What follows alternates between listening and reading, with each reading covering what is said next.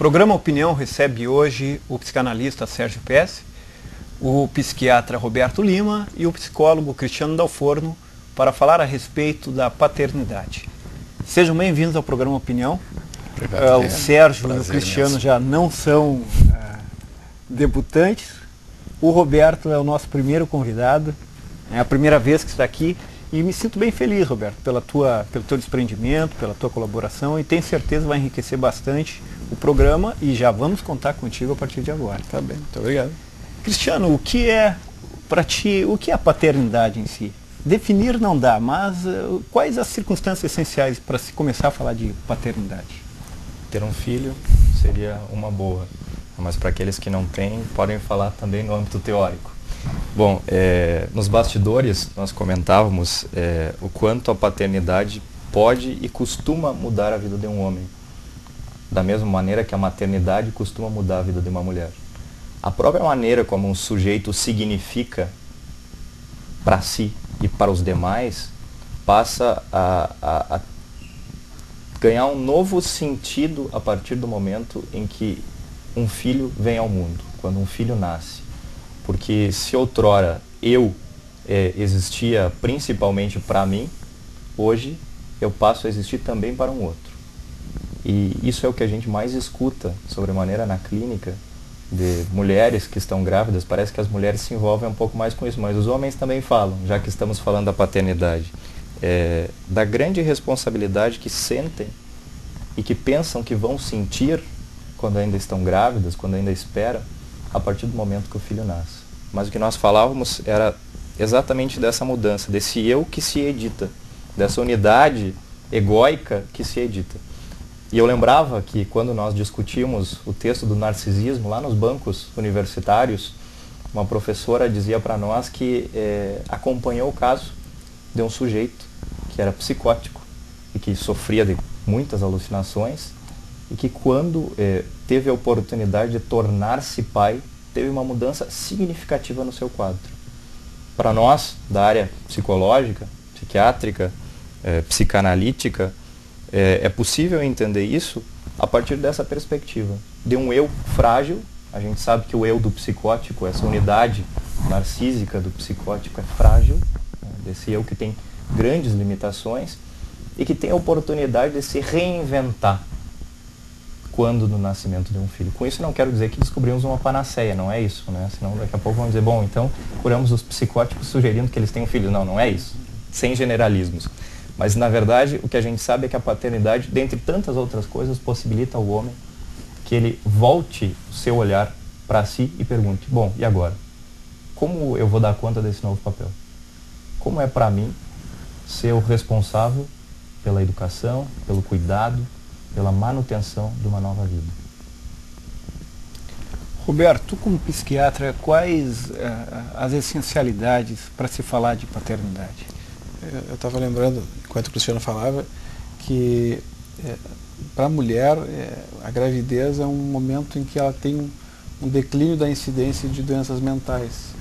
Tirando gravidez na adolescência, que é uma situação especial, assim, né, a mulher adoece menos, tem menos doenças psiquiátricas no período da gravidez. É como se a natureza preparasse a mãe para receber a criança, para estar psicologicamente apta para cuidar do filho. Eu acho que isso complementa um pouco o que você estava dizendo. Né?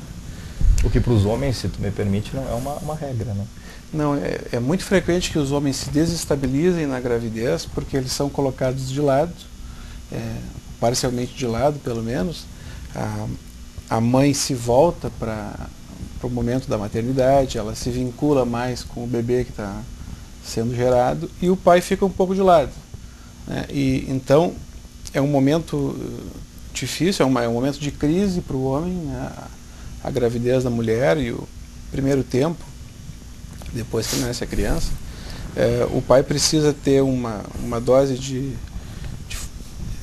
reserva, digamos assim, de força mental para aceitar ficar de lado, ficar à parte, provendo o sustento, tanto econômico quanto o sustento emocional daquela mãe ou daquela dupla que está precisando, né? E aguardar né, que o bebê e a mãe façam o vínculo, que a mãe se dedique para o bebê, que construam uma relação, e depois, mais adiante, à medida que o bebê for crescendo, o pai vai ter que fazer um esforço para entrar para romper um pouco aquele vínculo, né, e chamar o vínculo do bebê para ele, dividindo esse vínculo com a mãe, e refazer a solidez do vínculo que ele tinha com aquela mãe antes da gravidez ou antes do nascimento, para recuperar a força do casal, sem com isso abandonar o seu papel como cuidador e como responsável também por uma série de cuidados e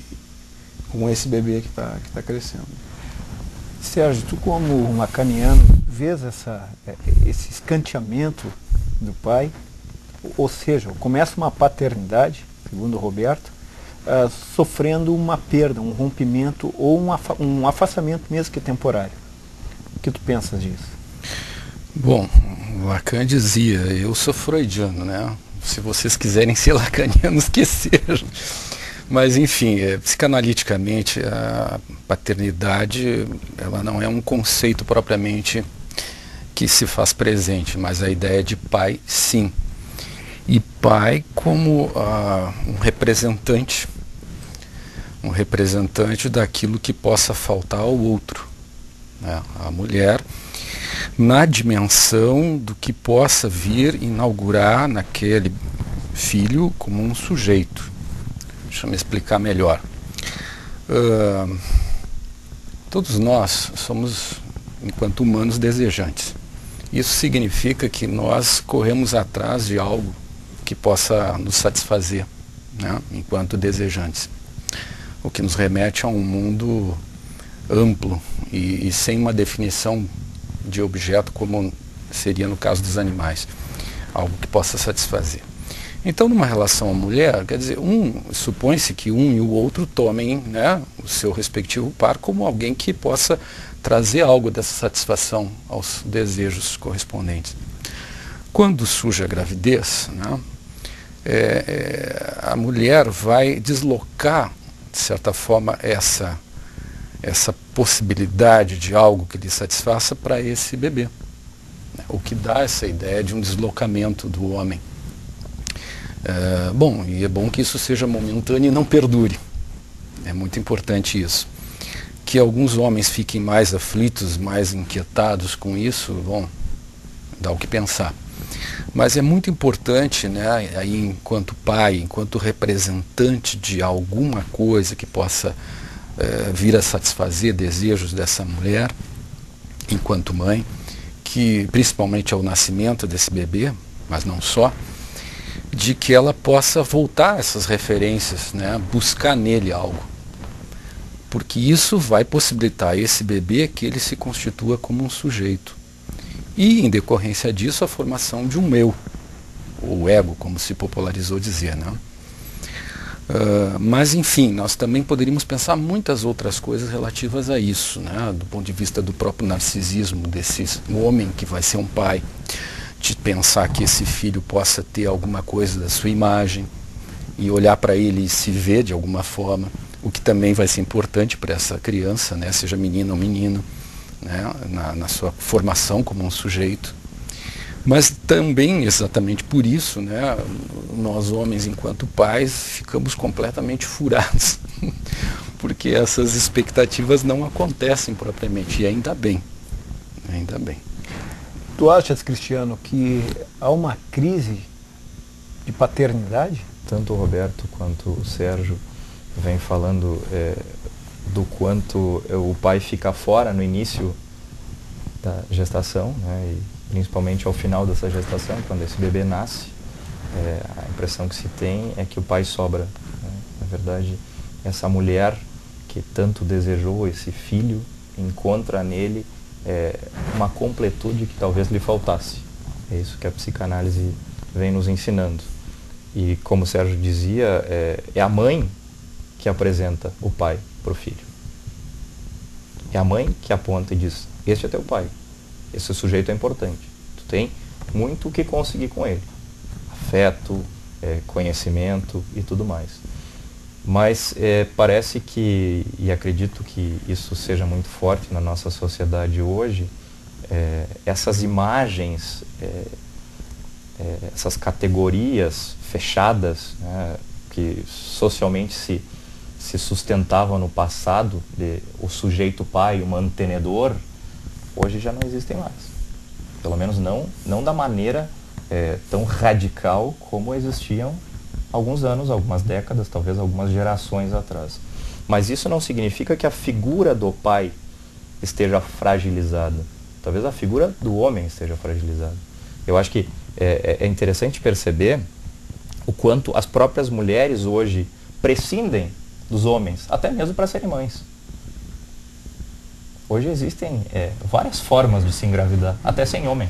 Uhum. Sim. Então, me parece que essa questão de o quanto a figura do pai é frágil, do homem é frágil. Dentro desse contexto, eu gostaria que tu pudesses, Sérgio, rapidamente, só considerar algo. As mídias não apontam cada vez mais um esvaziamento da figura do pai, tentando estabelecer, normatizar, que é possível sim você gerar um filho sem a presença do masculino, sem a constância do masculino? Bom, tu me coloca de pronto algo desafiador, né? Rapidamente, mas enfim, vamos lá. Eu acho que a mídia ela está propalando o que está na cultura, né? Eu não sei medir exatamente se ao propalar mais isso que efeito vai ter no próprio desenvolvimento da cultura, mas nós já constatamos que há algum tempo no campo da cultura esse lugar do pai vem sendo diluído, tá? E não é o fato de que então não é mais o mantenedor, até porque hoje nós ainda encontramos vários pais em situações de separação, né, se perguntando se eles se reduziriam a um bolso, que é o pagador da pensão. Então, mas esse lugar de representação de alguma coisa para o desejo da mulher, que parece que se esvazia. E como o Cristiano lembra, né, hoje o movimento das mulheres já há muito tempo, ele vai num sentido de uma autonomia e que põe em xeque a presença até mesmo do homem para a gestação, para o desenvolvimento, né, produzir um filho. Mas, enfim, eu acho que o Cristiano traz uma questão importante. Acho que junto da crise dessa paternidade, enquanto um representante de algo que possa ser transmitido, que remeter esse filho a uma ordem simbólica que se esvazia, em detrimento de uma proliferação de imagens, como se elas então pudessem ordenar o mundo, e não mais a ordem simbólica, o que é problemático. Né? Bom, de certa forma a mídia nisso contribui, evidentemente, ela lida com imagens fundamentalmente, mas não só ela. Mas o Cristiano traz uma questão também bastante importante, que é dessa crise do homem. Eu tenho pautado isso em algumas falas. A questão que eu estava pedindo para que fosse rápida é que tu respondendo um sim ou não, que não fosse leviano, apenas respondendo, eu justamente queria te chamar, porque eu sei que tu conheces bem Nietzsche, né, tu já te apropriaste de alguma maneira, porque ele fala, quando o Cristiano falou, eu lembrei, ele fala dessa crise do homem, este tipo de homem que precisa morrer no século XIX, imagine, e que era necessário se descobrir um novo homem, que fosse um homem que Emmanuel Levinas chamaria do homem messiânico. Bom, eu não me sinto tão apropriado assim de Nietzsche, né, embora tenha feito algumas leituras, mas ali ele não está falando propriamente de uma questão de gênero ou algo que o valha. Ele está falando de homem no sentido de humanidade, né?